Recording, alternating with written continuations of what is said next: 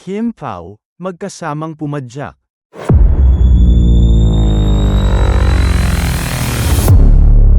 Kilig na kilig ang mga netizen sa bagong post ni Kim Chiu habang kasama nito si Paolo Avellino.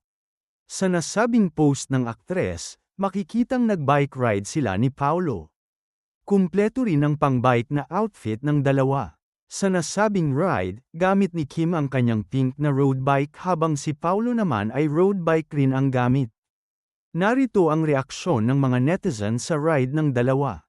Bagay kayo ni Paolo. Perfect match. My favorite love team. Oh, you guys are the sweetest.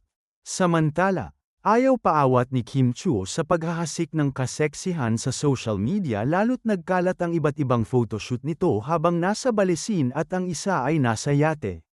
Pinusuan na ng mga Kim Pao ang nauna ng pab-ide ni Kim sa kanyang IG para pa-birthday niya sa kanyang mga tagahanga. Pinabilib na ni Kim ang mga netizen sa kanyang natatanging kaseksihan, sa sobrang ganda ng hubod ng katawan, at ang pangmalakasang ganda rin ng kanyang mukha. Isang photo nito ang viral kung saan makikitang kasama nito ang kanyang kapatid na si Cam sa harap ng yate.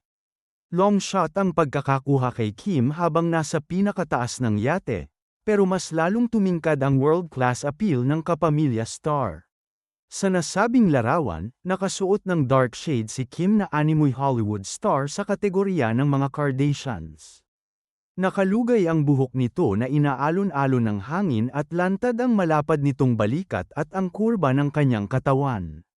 Kung hindi kilala si Kim na isang Pinay aktres, mapagkakamalan itong top paid o highest paid model o di kaya ay American actress.